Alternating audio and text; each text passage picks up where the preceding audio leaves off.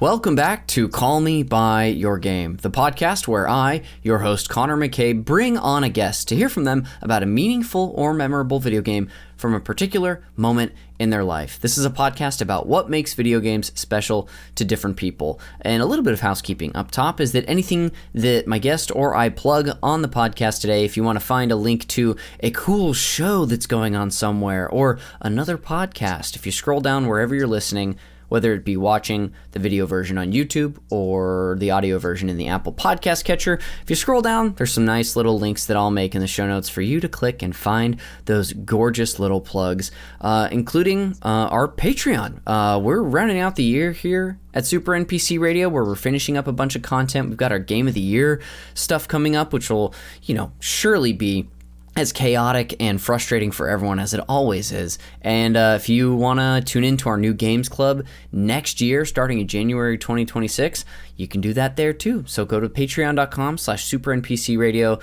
We've got a bunch of tiers, including a free one if you just want to hop in the Discord. But that'll do it for the housekeeping, and I'll finally introduce my guest for today's episode. So please welcome to the microphone comedian and Halloween poet Jeremy Elder. Jeremy, welcome, dude. Hell yeah. I'm glad you got my credits. That's awesome. It's really important. I go to the most important thing. Sure, I could have named your awesome podcast or the comedy group that you're a part of, but instead I named, your recurring bit from the Artist on Artist on Artist on Artist podcast. It's my greatest accomplishment. It'll be on my tombstone, and per my request, I'm excited about it. Awesome. Dude, it's great to have you here. This is going to be a ton of fun today. Before we dive into all the video game stuff, I know you how I know the majority of guests on this show through the Los Angeles comedy community.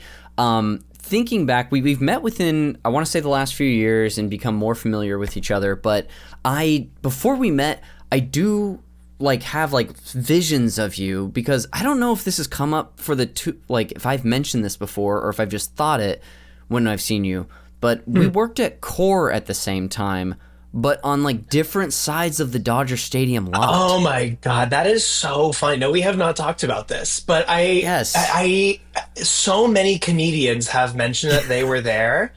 So when did you start working there? Was it when it turned into that huge vaccine site? Yes, pretty much. It was January 2021. Yeah, okay. Yes. Because by that time, so I started working there. It was me and Zach Zucker were working there very early in maybe May or June of 2020. We just were I want to get out there. It honestly was even less noble. It was just to get outside and see people. But yeah, totally. It was also, it felt to help. But I would be lying if I said the main driver was not just it's good to just get out there. Yes. Throw on a bunch of masks and PPE and hand out tests. But by the time they turned it into a vaccine site once the vaccine came out, and they tripled the capacity. And I was working in an admin position at that time. So I was doing all the scheduling. I probably sent you your schedule. Probably. And so I didn't talk to anybody at that point. I was just working these crazy 12, 15-hour days, Goodness. Whatever it was, just working all these admins. You probably saw me, maybe I would skateboard around. I 100% saw you skateboarding around. I told the firefighters that worked there, I'm longboarding around because this site is huge and I don't want to take these golf carts. I'm just going to, sometimes I just need to see if somebody is handing out vaccines over there. So I'm just going to go skateboard over. Yes. But so many people worked there. I mean, yeah. My two buddies, Corey and Hunter in Business Casual, they were there. Kylie Brakeman was there. Yeah. Molly Carney was there. Yes, I met Molly there. I actually worked with, crossed shifts with Corey a few times. So before I would have met him kind of with you, I think, coming out of the pandemic, I remember just interacting with him and really liking those moments. He just was, charming and funny. But I don't know if I ever saw Hunter, who I'm now familiar with, just, guest editing your podcast occasionally.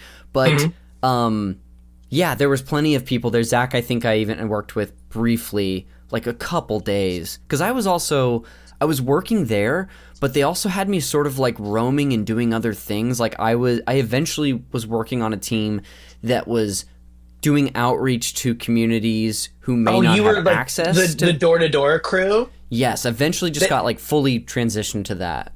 There was a name for you guys. There was like a cool like slang name we had. I forget what it was. Damn, I forget. I wish I remembered, but it had such a cool name to it. I don't remember. Gosh, That if was how only. was that? Like going like door to door, helping people get vaccines. That must have been pretty tough.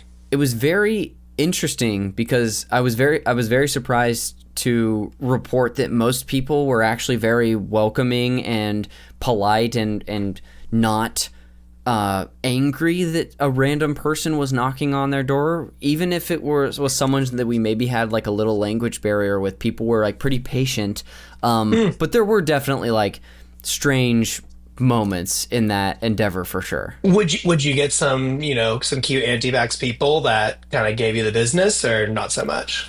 That happened occasionally. Thankfully, it was That's pretty rare, but we occasionally would get someone like that, or yeah, that definitely happened. Oh, Jeremy Schmidt too, because I know he was a part of that team for a long time. Yes, yeah, and yeah, so that may have even been how I got pulled over. There was just us already, because we do all of this podcast stuff together, and that's how I think he pulled me over. But so He was a big dog. He was a big dog there too. Yeah, no, he was great. So it was just so many musicians and comedians. It was like, it's funny that that's kind of who the helpers are. And then like teachers, it was a lot of artists and great stuff. I loved it there. It was really, really fun. It was great. It was such a nice thing to start for me way later in 2021. But so those are like my earliest memories of seeing you around. So funny. I've talked about like our familiarity with each other, but what do you want to share about yourself with the listener? Who are you? What do you feel like plugging today? I love that you do the plugs up top. That's actually, it's so efficient. I would love to plug, you mentioned my sketch group. I'm in the sketch group called Business Casual. Yes. And you mentioned our podcast, which you have helped edit, which is always the best. If you want to see a beautifully edited podcast, it's called The Business Casual Show. There's not much to it every week. It's the three of us and a guest, and we bring like surprise segments for each person. So we're constantly trying to out surprise each other with different games and segments. Very basic, but we've known each other for like 10 years now. So it's just been a really fun group and got a lot of fun comedians on there. Other than that, I tour with this show called Stamp Town. It's a variety show that kind of goes all around. We're doing some shows at San Francisco Sketch Fest. We're also doing our podcast at San Francisco Sketch Fest Awesome, in dude. January. Stamp Town is just kind of an ongoing. You can always look that up. But I should plug for Business Casual, we're also taping this show that we wrote called Cowboys. It's an hour-long Western that we wrote. It's like kind of like a Monty Python style. And we did this at the Fringe. We did this off-Broadway. It's the show we've been with for a long time, and we're finally filming it on February 7th. It's really fun. Kind of one of the most proud things I've ever been a part of. I like definitely felt pride in telling people to go to this, and I'm usually much closer to the chest about telling people to go to shows, but this one I'm like, I like this show. You should be there. Highly recommend. It's a fun time. It's on February 7th, and we're taping it, so Incredible. big laughers encouraged. Dude, I love that. Well, if there's not like a ticket, if there is a ticket link up, I'll put that in the show notes as well. We just got it we just submitted the form. The ticket link is in. Gosh, what more could we need? Next to your name in the show notes is just going to be so much goodness. But that's incredible, and congrats, dude. That's going to be so much fun to get that on tape. It's going to be so fun. Yeah, it's a matter of figuring out how to do it because it's basically a play. And so getting all the right camera angles and stuff, it's a fun part of my brain to start figuring out. But big fan. And if you live somewhere that's not Los Angeles, then hopefully you'll see it on some platform some way or another soon enough. But we've been holding it for so long, we want the people to finally just watch this fun little show we wrote. Good. That rocks. Well, like I said, I'll put all that stuff in the show notes so people can find you in all of those places. Get in the show notes, y'all. Crazy stuff going on in there. It's gorgeous. Can you chuck a couple emojis on there too? Is that allowed? You know what? If I can find a way to put an emoji, at the very least, I can promise I'll put an emoji with the keys that we do have. An emoticon, yes. A little :D situation. That'd be huge for me. 100%. Just really flare it up down there. Big smile with that capital D next to the colon. Mm-hmm. I've been a big fan of that lately, 100%. You're bringing it back. Well, we're about to talk a little bit of what all it has to do with your general history with video games. But before we do, I want to tease what we have coming up for the main event later and invite you to call me by your game. Today we are talking the GOAT of games. We're talking Luigi's Mansion. OG 2001 Luigi's Mansion for GameCube. I can't wait. A game just like full to the brim with personality. And it's about time we talk about the original on the show. So yeah, we'll get into that in the main event a little later. For you though, when it comes to your general history with games, what are some of your earliest memories? Now this could be memories of yourself playing or watching someone else. That's a good question. So I think my earliest memories of games is probably I can picture myself like in the car playing with a Game Boy Color, playing all like the OG Pokemon games. My earliest memories of playing video games is all the handhelds, your Game Boy Color, Game Boy Advance, Game Boy SP, Wow. even up to the DS, and just playing that in the car on family vacations. And me and my brothers all had different ones with different colors, and we would just parallel play our games. That's awesome. Where do you fall in this line of brothers? So take a guess. I have I have two brothers. I am one of three brothers, and I have an older sister as well. My guess is that you're the youngest. I'm not the youngest. Are you the oldest? You've missed completely. I'm the middle. I completely struck out. Strike two, I'm out. Okay, so you're the middle of the three, and you said your sister was the oldest? Mm-hmm. So Okay, my gotcha. sister is much older, so she is how many years older than me? She's like 12 years older than me. So while she was a big part of obviously around, but like by the time I was like playing all these games and stuff, the dynamics of the video games that were played are much more with my brothers. Okay, gotcha. You were talking about, playing the original Pokemon games on at least the Game Boy Color. What are some like early highlights from those handheld systems that stands out, whether it's a game or like a road trip or something like that? I mean, yeah, I just remember being on like a family trip to Hawaii and like beating Pokemon on that trip, or like just doing a lot of like, it's the comparison of like, oh, like my brother's way further ahead, all of his Pokemon are way further ahead, or even if it was just like playing Frogger, I remember is like an early memory on the Game Boy Color. Yes. But yeah, it was always just like, idle time spent at a restaurant or something, and you could just pull out your little handheld game thing. Totally. So That Nintendogs, I was running through games, I remember, and it's weird, like that was one that really stuck out to me. yeah.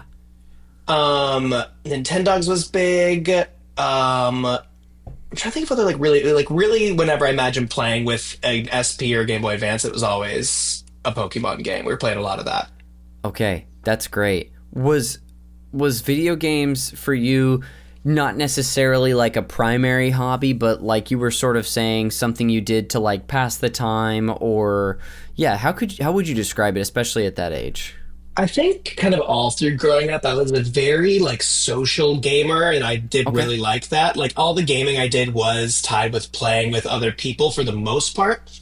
Like when the Nintendo Wii came around, I'm sure the Wii's gotten a lot of airtime on this. But having sleepovers when it first came out and playing Wii Sports until like 3 a.m, going crazy there. And then like even through high school, I would play. I had a lot of buddies who would like play Modern Warfare 2, Call of Duty online. Yes. And I would never really do like the campaigns on my own, but I just loved hopping off my friends and playing multiplayer, doing no scope snipers on Rust, all that kind of stuff. Wow. So was like all this, I love all this shared gaming for you, and that being a theme, or like rather community gaming. Did you ever have like a home console at your own house, or was this something that you were experiencing at other people's places? No, I had all the consoles. My brother was much more of a gamer, and so he would be the one like that really pushed to get the Xbox, and I'd play all those games. So we never got into PlayStations, but we would always have whatever the Nintendo system was. So a Wii, and then we had an Xbox playing there as well. Gotcha. And then, and I guess a GameCube before that. I'm like skipping a whole era that includes Luigi's Mansion, but that was like Sonic Battle Adventure 2, obviously. which I'm sure someone's probably talked about on here, right? Your fellow Jeremy, Mr. Colhane, like 4 years ago. On. Yeah. Yeah, that one got a lot of time. Super Smash Bros. So a lot of those, and you can see the themes. I know Luigi's Mansion is the outlier, but it's a lot of those like multiplayer Yes. with other people. But so and at the home console, anytime I was just playing with my brothers or doing solo play on these sort of group games. That's awesome. You were talking about those early days of getting into the Wii. Do you have anything that like stands out from that time, whether it was like playing Wii Sports or something else with a friend you were with? Interesting. I mean, it is like the general concept of the sleepovers and just being up late playing Wii Sports and Wii Play. Like, do you remember that Wii? Do you remember Wii Play? Yes, I do. Yeah, Wii Play was the game that we would play for so long was the fishing one. Logging a lot of time fishing and getting that really big fish with the long nose. And then also there's that Wii Play game where you find the people that look the same. Okay, kind of it's not a Where's Waldo, but like a matching game. Yeah, they're like find two Miis that look the same. Yes. So it's all my biggest Nintendo Wii memories is all those like early when it just came out and you spend like an hour customizing your Mii and like making all your friends as Miis and like making weird fucked up looking Miis. Yeah. Yeah. Which I feel like this must be such a standard experience, but that is probably one of the big chapters in my gaming history, yeah. Yeah, I feel like for people who did interact with the Wii, that experience probably was ubiquitous. And I remember, like, doing the same thing, because I had a Wii at home, and I remember, of course, making my, like, the day we got it, made my own. My sister made a Mii, and then I was, like, making Miis for my friends at school, and then characters that were out there. They had a feature or a channel on the Wii. I forget what it was called, but it was like a Mii making contest where they would have it would be like the contest this week is like make the closest thing to like a pirate Mii. And so people would get really creative with using the different because there's only so many features that you could manipulate. And it's not like you could put like a pirate hat on a Mii. So people get creative with like the eyebrows and the nose and stuff, and you could submit them, and I think people would like vote on the different ones, and so someone must have won those. But that's so cool, man. I miss monoculture. That's awesome. That's like so fun. Yeah, I feel like everyone was playing. Everyone was just on the Wii. It was like such a hot thing. Talking about it with people at school. It was just such a blast. I wish I knew about that. That would have been fun to check out. Yeah. This is a complete tangent. Have you seen the video? I don't know if this is what the video is titled, but there's an Instagram account that reshares this video every Wednesday. It's called Wii Shop Wednesdays. Do you know what this is? No. I'm going to have to share this with you after we finish recording, but it's basically these two guys who made this video, I don't know, around like 2007, 2008, where it's just the Wii Shop channel music, and they're going through the different games. It's basically a sketch. And they're going through different games, and this guy just starts singing the names of the different games to the tune. I maybe have seen this. It's genuinely one of those things that every time I see it, it makes me feel better, or it makes me feel good. I love those accounts. I follow. Yes. Wait, but the Wii Shop music, is that the dun, dun, dun, dun, dun, dun, dun, dun, dun, dun, bum, bum, bum, bum, bum, bum, bum. Yeah. Yes, 100%. And the guy's singing, making lyrics to the. Okay, sweet. Yeah, I'll share it with you after this. But this makes me really excited to just evangelize to somebody else. I most of my Instagram follows are those accounts where it's like this daily, this weekly. Yes. So my algorithm is destroyed, but absolutely messed up. So what I want to touch on next is maybe after this era of what sounded like, I don't know, maybe junior high into high school, of the social gaming with the Wii and the Xbox 360 and COD, like you said, did you continue to game into college? What's it looked like since, I guess, childhood for you? Yeah, I think my peak gaming era was high school. That was also like I played Skyrim. That was my most like deep dive into gaming, and I love Skyrim. Wow, it's like awesome. one of the greatest of all time. But no, once I hit college, I went to theater school, and so there was not a ton of people just posting up and playing video games. So Would my you remind me intake, where you went? I know I've heard you guys talk about it. I went to UCLA Yes. with Corey and Of course. Hunter, and then some other folks, Angela and Sid and Olivia. They were all there. And it was, yeah, so it was a lot of theater kids. So there was no one really just posting up and playing video games. So I think I'd be playing, if anyone ever had like Madden, or NBA 2K, those would be the ones that, and I even had a console, but just no one was really into it. And again, like based on my history, didn't have a big drive to be playing that. But I remember I have some memories, playing Madden in, not dorm rooms, but actually in dorm rooms too, but at a couple of buddies' places. But it definitely took a dip in college. Okay, yeah. Even as someone who's been seemingly a little more into gaming throughout my life than you have, college was also like a cold period, or like one that was just more of a drought for me. So I think it's a pretty common thing for people. That's standard fare? Okay. Definitely. As you're getting busy, as you're, finally getting excited about your life's pursuits. You gotta get fucked up. It's crazy. There's not enough time. It truly isn't. So since that time, up until like present day, what do you have to share about your history with gaming? Did you ever get back into it even casually? Do you have a system now? Yeah, so I mean, COVID obviously was a good little dive back into, played through all of Breath of the Wild. Oh, nice. Logged a lot of hours on that. I went through your standard Animal Crossing phase that we all went through. And then other than that, I played Elden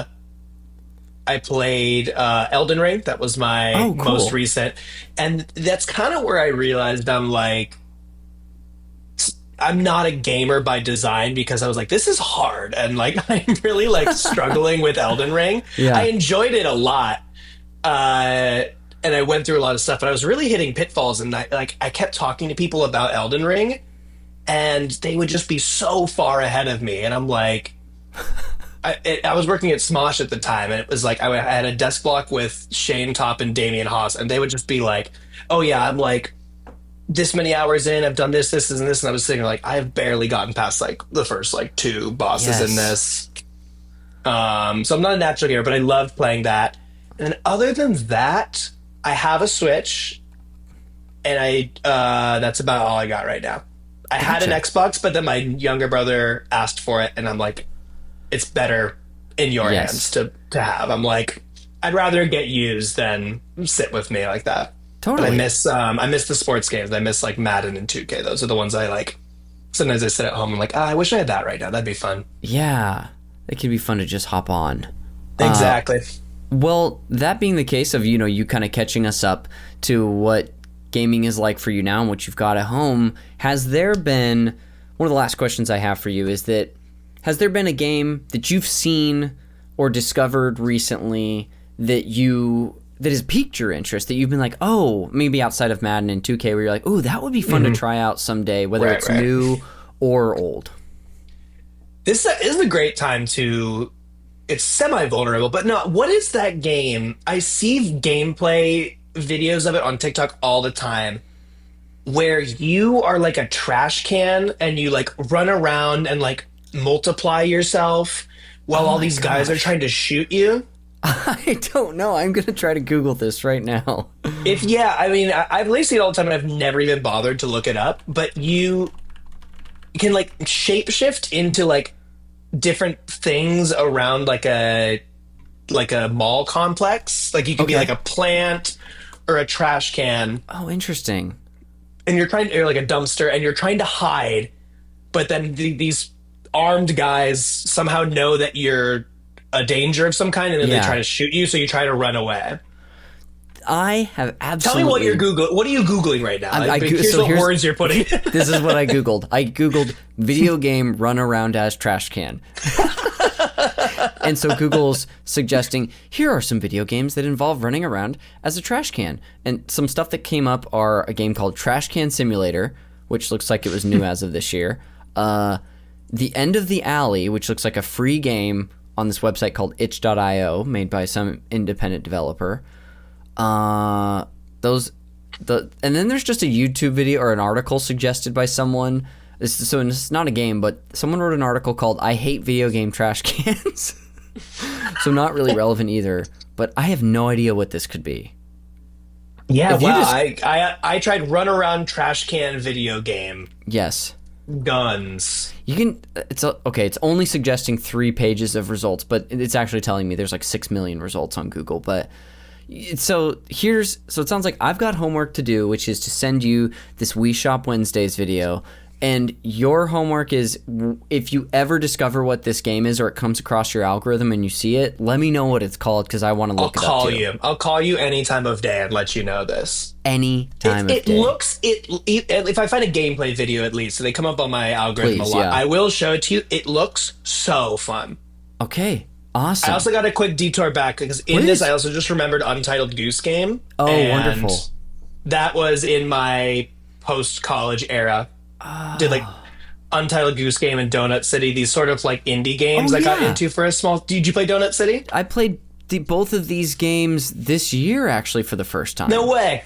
Yeah, this is more information than you need, but I do a bonus version of this show every month called the Co-op series, where I play a game with a group of people, or we all play it separately and then we talk about it in more of an overview episode. And we covered both of those in I think it was April and May actually. Nice. Okay, sweet. Those are fantastic games. They're fun. They're silly. That was one I'm I eventually, started doing other stuff, but I'm like, oh, this is I could get into. Fun, quick games. I remember I played with Kylie and we did it in a day. We were just That's awesome. A few hours, finished the game. We're like, oh, that was so great. Didn't cost much. It was great. Yeah. Whether you're being a little goose who's a stinker or just a hole in the ground that's sucking everything up in a whole city or whatever. Yeah. Well, I'm glad you circled back for that. And in general, thanks for sharing about your general history with games. That was so much fun to hear, dude. I hope so. I hope it was at bare minimum relatable. Absolutely. We got some good Wii talk out of it. That's all we need.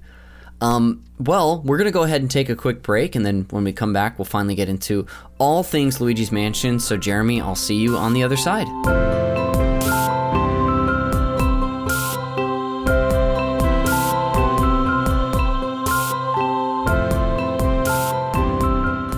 Welcome back to Call Me By Your Game. Connor McCabe returning to the microphone with my guest, Jeremy Elder. Jeremy, welcome back.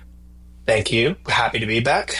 And finally, we'll go ahead and talk about just a fantastic game and get into some Luigi's Mansion at long last. Like I told you before the show, I'm going to share some basic table setting for this game, just in case the listener's not familiar. But if you want to jump in at any time, feel free. If you got some fun facts or stuff, otherwise I'll just talk for a while. What do you think? I'll let you cook. My knowledge of this game is that of an 8-year-old, so... Cool. Well, here I go. Maybe I'll teach you a thing or two. Yeah.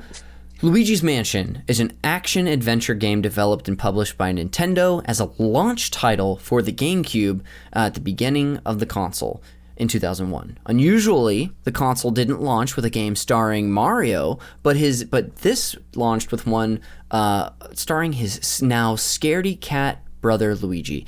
It released in North America on November 18th, 2001, and players control Luigi as they explore a mansion haunted by ghosts. Using the Poltergust, a ghost vacuum made by Professor Egad, Luigi tries to brave the haunts and save his brother Mario.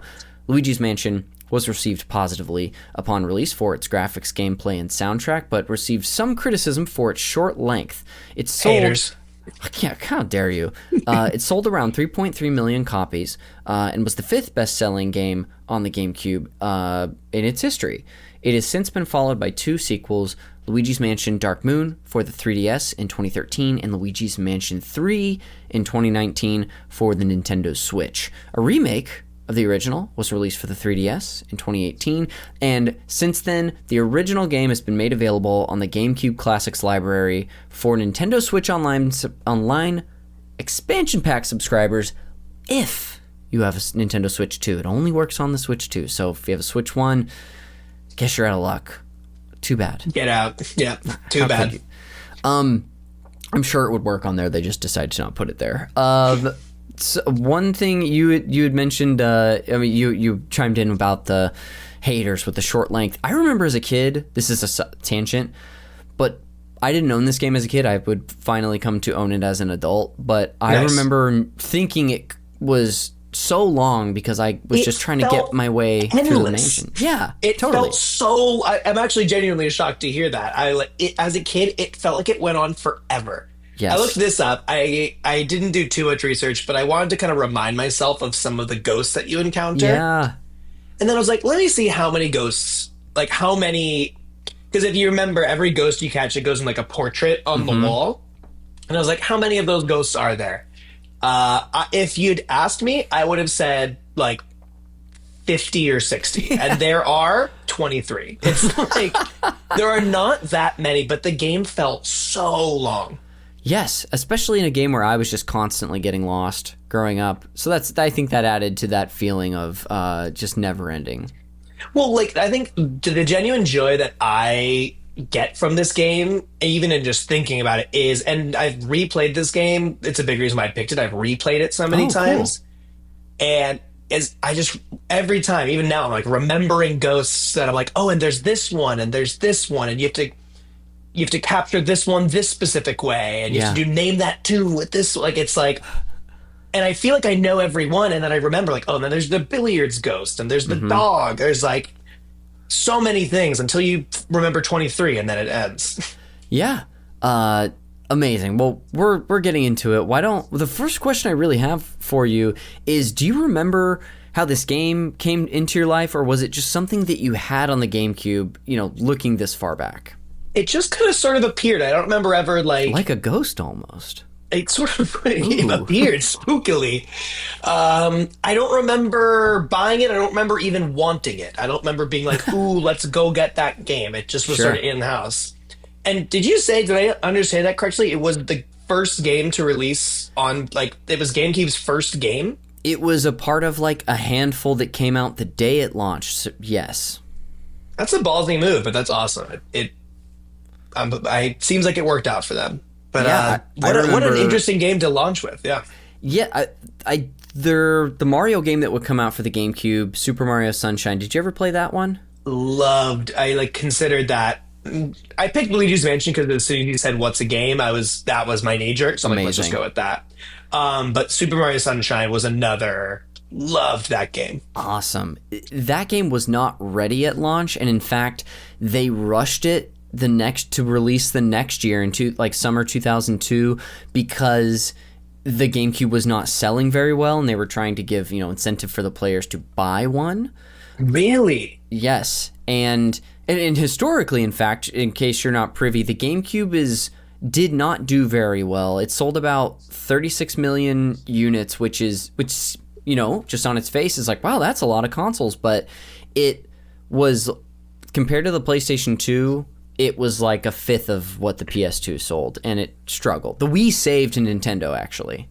That's wild. Like that, I would guess the PS2 would do a lot better, but that is wild. I mean, obviously we were kids, but I'm just like, that seemed like the thing that was going on. To me, it felt almost as huge as the Wii. Obviously, the Wii was its own crazy release, but like.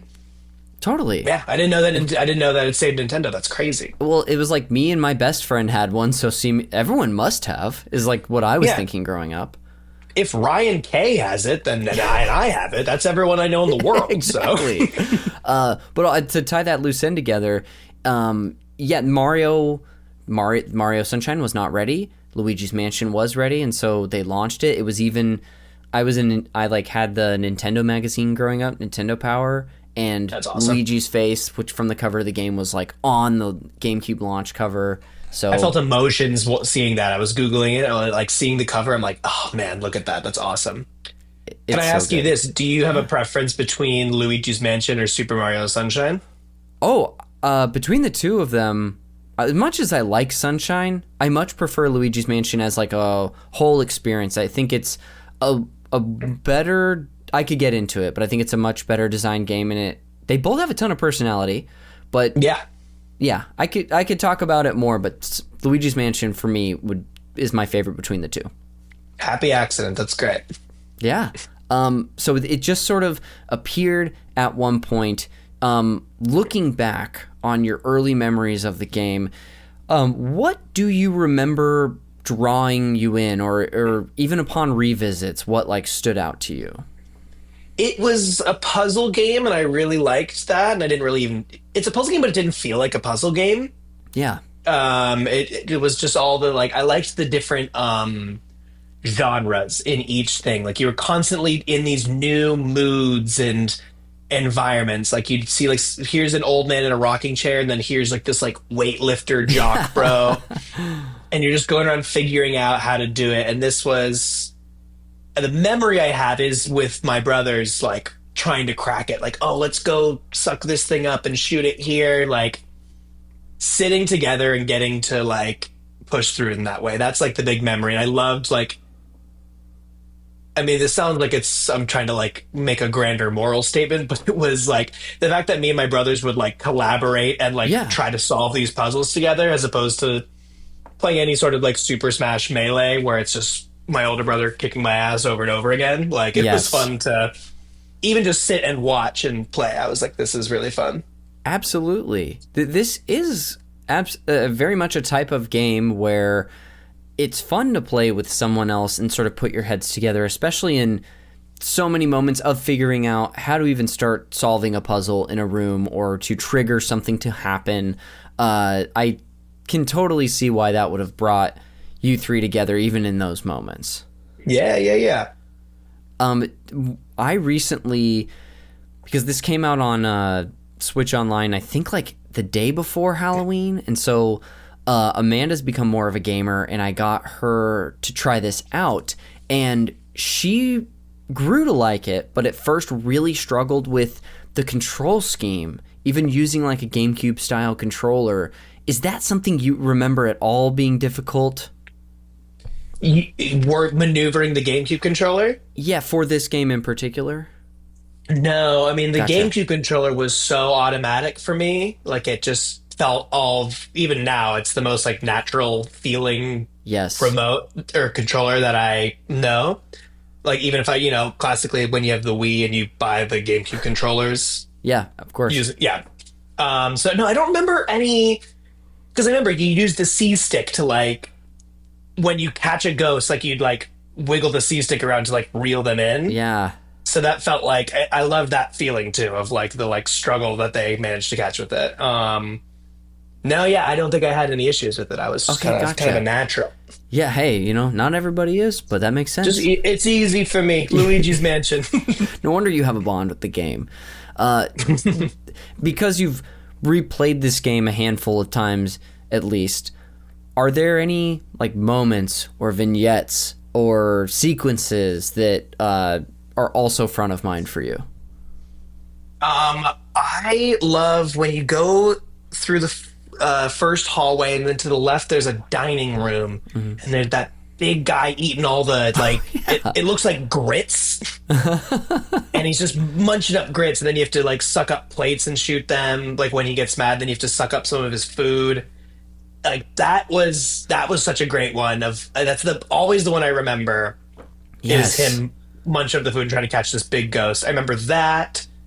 I mean, it's everything, but always when I think of the game, that's the first like room that I jump into, and then right across the hall is the ballroom where there's those dancers. Yes, man, that guy especially eating at the long table by himself. It's such like a visceral animation that I think that might be at least one reason why it sticks out in my brain too.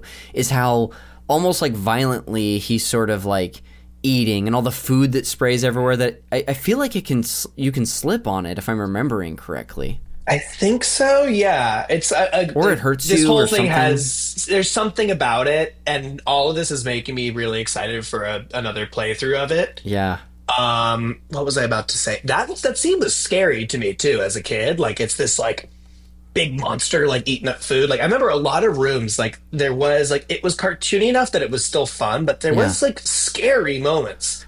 Like when you go down that well and Mario's trapped in a painting, I was like affected in a way. Yeah. Yeah, for being a game that is a sort of, it's like a light-hearted, more soft version. It's kind of a take on the Resident Evil series, if you know those at all.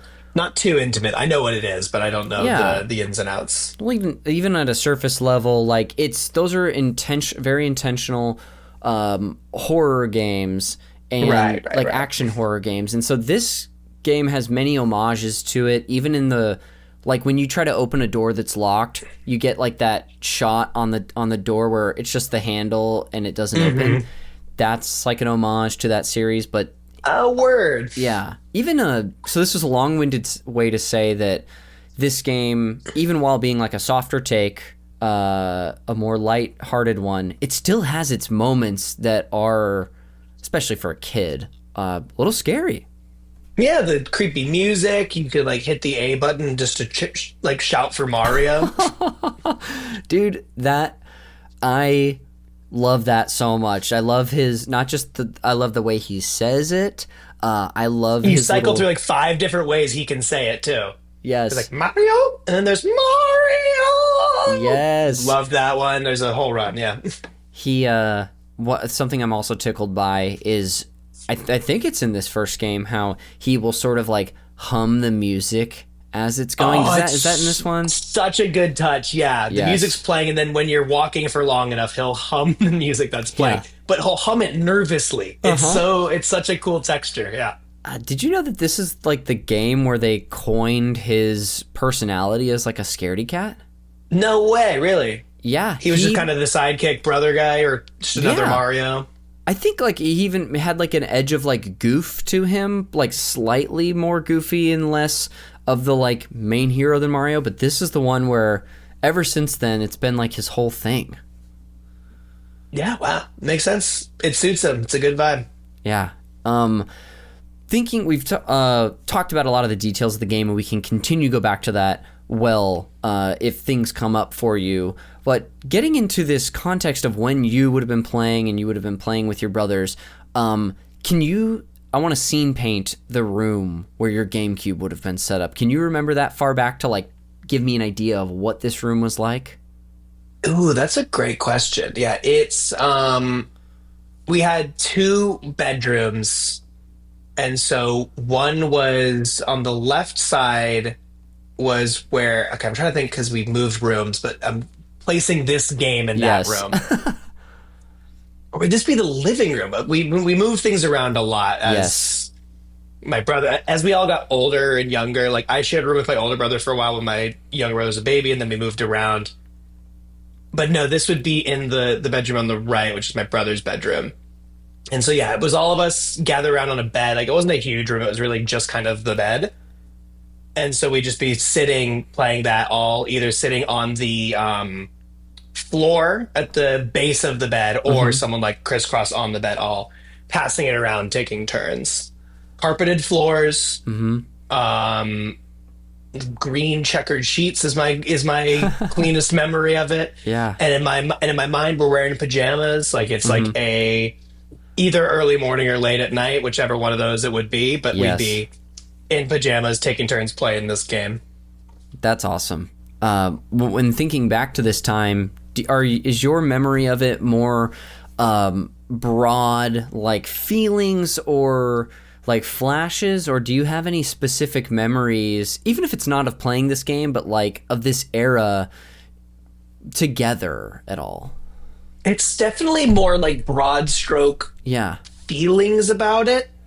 I remember specifically the way when in the game, you go down that well and you look through those bars, and then there's a cutscene where you're looking around this room and Bowser's in there, and then you see Mario trapped in the painting. And I remember me and my brothers, we were all like, it's like we saw this magic trick. We all we're like through the control, like, no way, like Mario, he's in the painting. We were like losing our minds. Wow. I specifically remember that.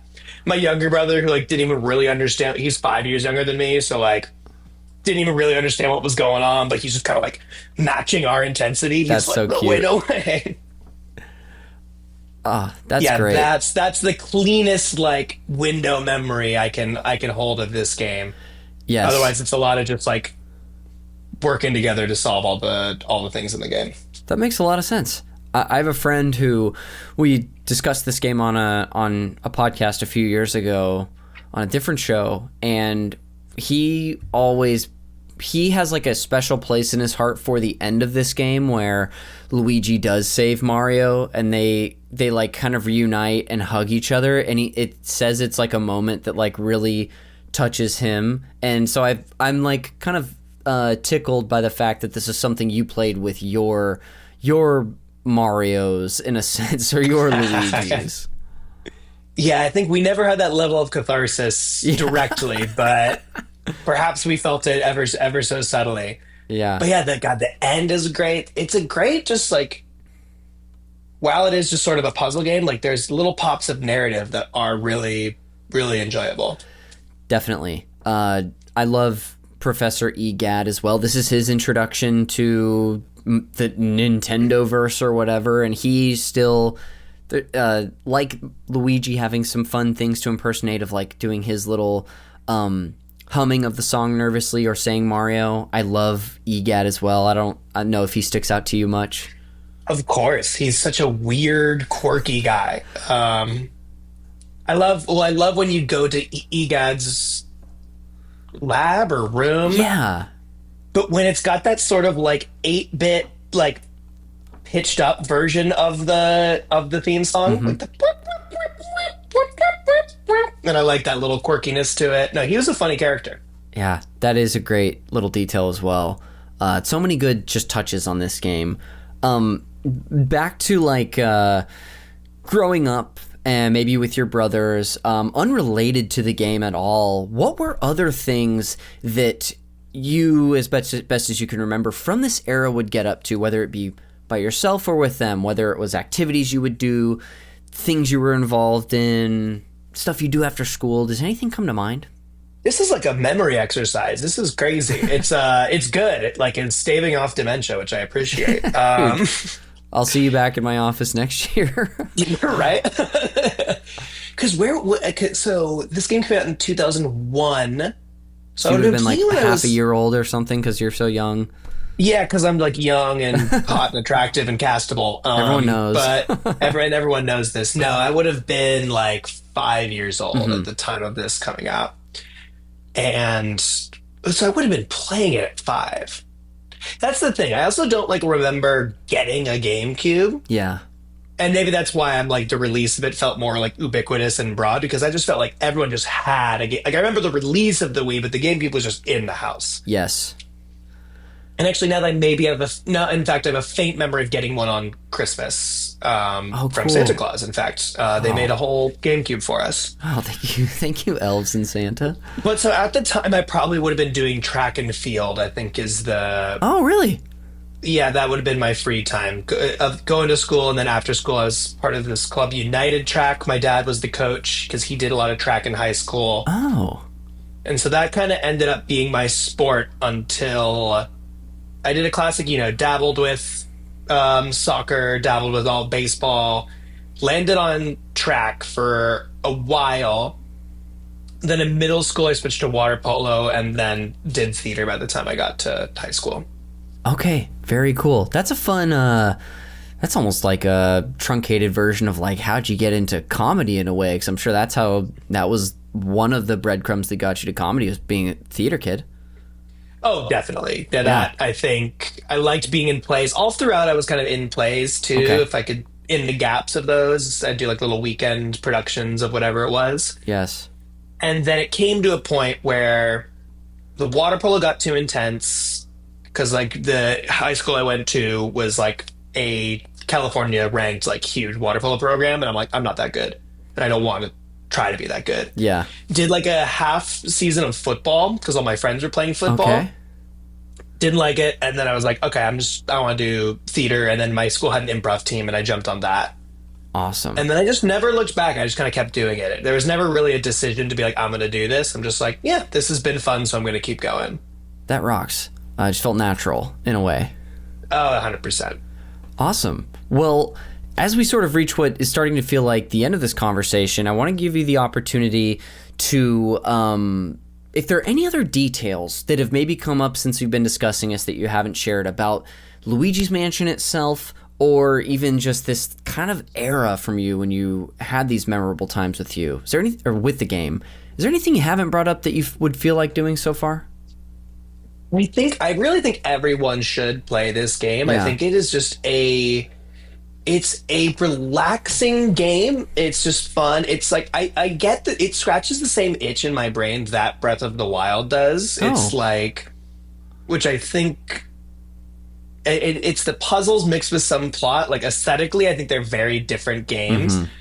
But if you want like a low stakes, like casual gameplay type game, it's not as open world as Breath of the Wild, obviously, but I think it is a really fun and interesting game to jump into. I'm trying to think if there's any details to really sink into. I mean, I've listed a lot of my favorite. I mean, truly, I could just spend the rest of this just listing rooms and all the different people. But obviously that's annoying and not really good podcasting. I love your anecdote though about maybe part of something that scratches a similar itch from this game and Breath of the Wild is there is discovery in both of these games, even if the environments you're doing them in are wildly different. I don't know if that resonates with you. No, it's discovery, and then it's a mix of discovery and like exploration, puzzles, and then plot. Like to me, and I don't think this is unique to me at all, but with Breath of the Wild, like the plot is not the driver of that game. Yes. It's good to have the whatever the four they call those the things. Guardians? I don't think it's Guardians. They have like a word for it, but those four beasts that you have to like go Divine to. Beasts. And Divine Beasts. Yes. And Calamity Ganon, like that's great. It makes the game, but like that to me is not the joy of the game. I feel like a lot of people don't do Ganon for so long, and they're like, all right, fine, I'll beat the game. I've already done those things, so I might as well beat the game now. And Luigi's Mansion is almost the same thing. I'm not like driving to get to the end of this thing. It's just fun kind of going ghost to ghost. Yeah. Finding new rooms and new puzzles. So I think if you like Breath of the Wild and you have the ability to get Luigi's Mansion, I genuinely think it's an ubiquitous experience to have these two games kind of scratch that same itch. So I think people might not know that. Yes. I'm glad you brought that up. Well, before we head into some post-show segments, if you could put a bow on whatever place this game holds in your life, or like sort of wrap it up in a sentence or two, how would you describe it? Describe the moment in my life, like, or the like feeling? Just like the place that the game holds for you even to this day. Like if you could put it into words. This game to me feels like Saturday morning, like things are slow. It's me and my brothers in pajamas together, collaborating and playing a game together. I think the feeling evocative of Saturday morning feels kind of correct to this game. Fantastic. Well, Jeremy, Does that feel like the right answer? It's a good question. I want to make sure I'm honoring it. There is no right answer in the world. The answer was beautiful. Gorgeous. And in general, dude, I got some fun stuff I'm going to do. Thanks for bringing this game on. This was awesome to hear from you about the game and your memories with it. So I appreciate you bringing on Luigi's Mansion. Hey, of course. Happy to give it some good press. I love it. Well, to close things out, I've got 2 segments that I'm going to run you through before we plug and get out of here. The first of which is the Fact Me by Your Game segment, where I'm just going to share one fun fact with you that I discovered today about Luigi's Mansion. I pulled this fact from a video from the YouTube channel called Did You Know Gaming. The video that they have is called New Luigi's Mansion Facts Discovered. I'll put a link to this in the show notes, so if people want to watch, it's like a 19-minute video, but it's about the whole series, so if people want to watch it, they can. And I have this anecdote titled, or this fact titled, Miyamoto's Anecdotos. Now, in the August 2001 issue of a Japanese magazine called Nintendo Dream Magazine, Luigi's Mansion's showcase at E3 2001, this is a lot of proper nouns, was chronicled, including interviews from the magazine with Shigeru Miyamoto, where he spilled the beans on some of Luigi's Mansion's development. According to him, before they actually started working on the game, one of the reasons that they did make it was that many of Nintendo staff were clamoring to make a new title starting Luigi, saying things along the lines of like, we're another Mario game, like when are we going to get to control Luigi, which showed that there was an appetite, at least from the developers. And once Nintendo relented and started working on this game, they knew they still wanted to include Mario. So in the early development and prototyping of this game, according to Miyamoto, Mr. Nintendo, he suggested, being that they're making a horror game, sort of, that Mario's limbs be sticking out from under a bed, which was rejected for being too morbid, understandably so. But in the actual game, it's not a compromise that they made, but a way that they found to still sort of, get hints of Mario was you discover like his glove and his shoe. Do you find his hat? Right. You find his hat. You find all his stuff. Oh my god, that's like the whole thing. Yes. You find like different Mario gloves and hats. Oh man, this game rocks. Yes. So it makes sense, especially for the content, that they wouldn't have had like Mario's limbs hanging out from under a bed. Mario's pinky. Yeah. That's it for the Fact Me By Your Game segment, and I'll lead us into the final one, the game recommendations.